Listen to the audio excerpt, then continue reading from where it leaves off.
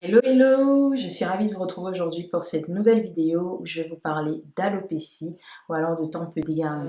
Ici on va parler d'alopécie de traction, il y a plusieurs types d'alopécie mais on va se concentrer uniquement sur l'alopécie de traction.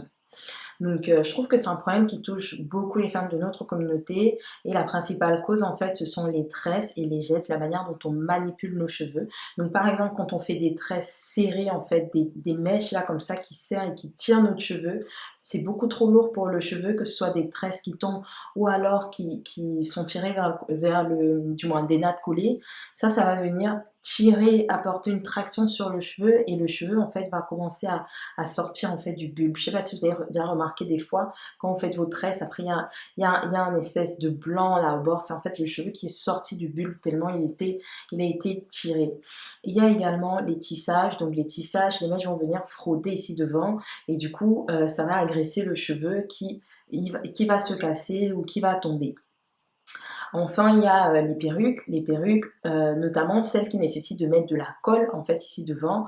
La consistance de la colle malheureusement n'est pas forcément bonne en fait pour la peau et au moment d'enlever en fait cette colle là, bah, il y a les cheveux aussi qui partent avec ça. Donc ça c'est la première cause finalement d'alopécie de traction et lorsque vous observez ça, lorsque vous enlevez vos tresses, que vous enlevez vos tissages ou alors votre perruque et que vous observez que vous avez une chute importante de cheveux, faites une pause. Ça c'est vraiment le premier conseil que je peux vous donner. Laissez vos cheveux respirer, laissez vos cheveux tranquilles, observez-les, prenez le temps de les regarder, de comprendre en fait ce qui s'est passé, là où ça s'est tombé, là où ça a chuté et de soigner en fait. N'attendez pas après 6 mois, après plusieurs coups de tresse pardon, ou de tissage, de vous dire ok tiens maintenant je vais soigner l'alopécie. Non, le plus tôt on prend le problème et le mieux on peut le gérer et le mieux on peut en finir.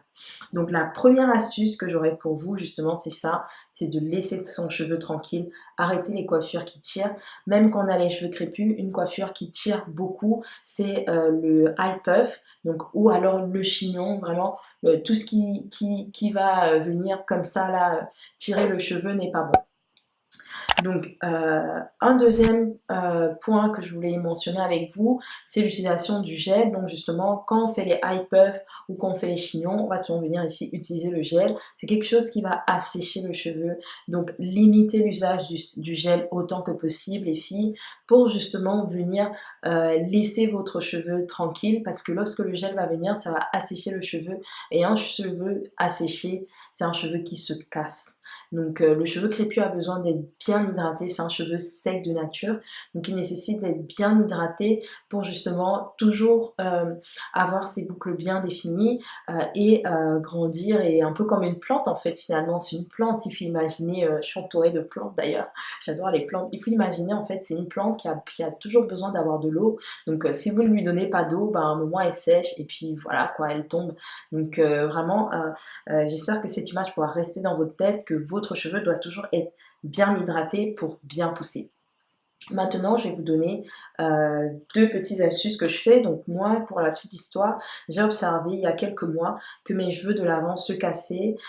Donc j'avais pas fait de tresse ni de tissage ou quoi, mais je faisais beaucoup de high puff. Je faisais beaucoup de high puff, je mettais du gel pour voilà, avoir un fini slay, on flick.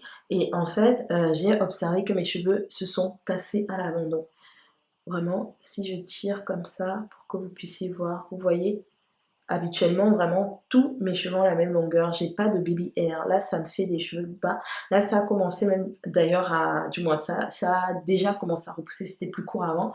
Mais je me suis dit, mais qu'est-ce qui s'est passé, quoi? Et c'était vraiment tout ici. Et donc, le high puff, tac, comme ça, on vient, plac, paf. On met le gel, tac, tac, tac, on est content. Alors qu'en fait, ça vient étirer le cheveu violemment de l'avant. Et celui-ci, au bout d'un moment, il casse, quoi, parce qu'il est fatigué. Donc moi ce que je fais, j'utilise donc mon applicateur dans lequel je fais un petit mélange qui va venir hydrater et nourrir mon cheveu en profondeur et stimuler la pousse. Donc dans ce mélange, je vais mettre ma glycérine végétale pour son pouvoir humectant. et hydratant. Mon huile de jojoba que j'adore car elle va venir aider à réguler le sébum. C'est vraiment l'huile qui est le plus proche de notre cheveux parce qu'elle permet justement de rééquilibrer finalement le sébum. Et l'huile de ricin. Donc l'huile de ricin, c'est un incontournable pour la pousse de cheveux. Je mélange les trois et je viens donc avec mon applicateur en mettre un tout petit peu comme ça dans les bords et je masse et après je laisse. Je fais ça tous les 2-3 jours à peu près.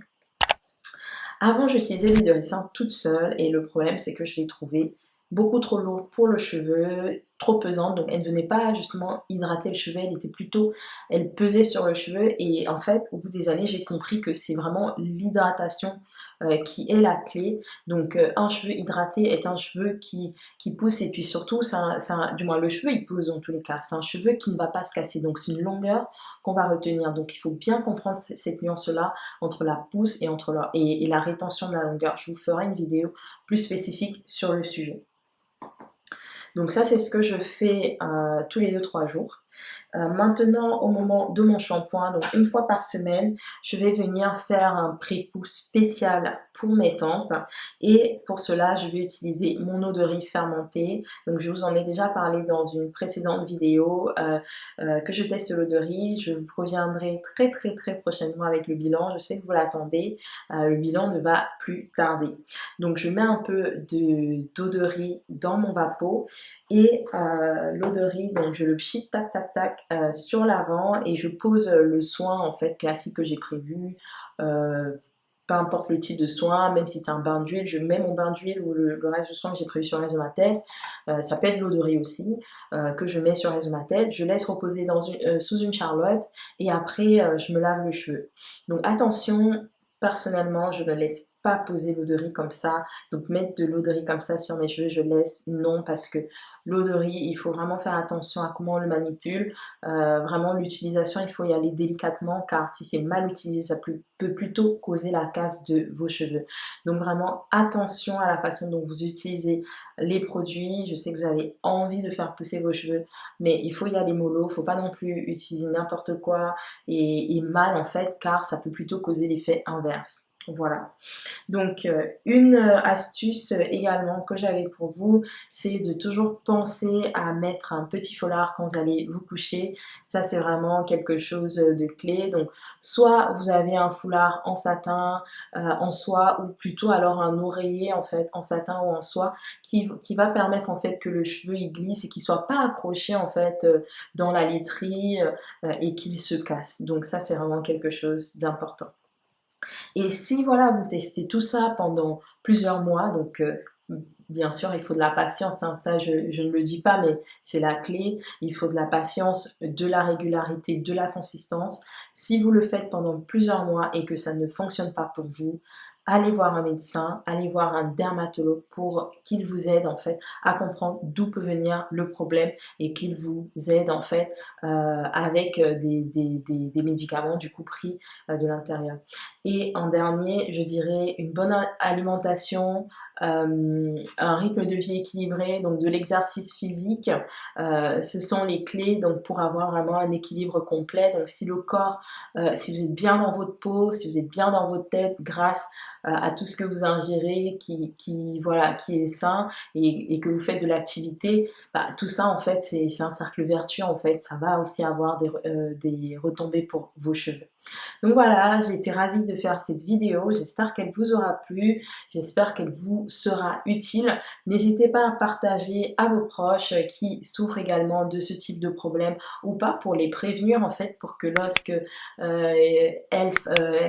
font des tresses, qu'elles puissent vraiment penser à dire à la coiffeuse de ne pas serrer l'avant, autant mieux que ce soit moins parfait, moins scellé, mais que les cheveux sont là. Donc il faut peser quoi entre allez je brille, je shine pendant 3 semaines, 6 semaines max et après je galère après avec mes cheveux qu'il faut faire repousser.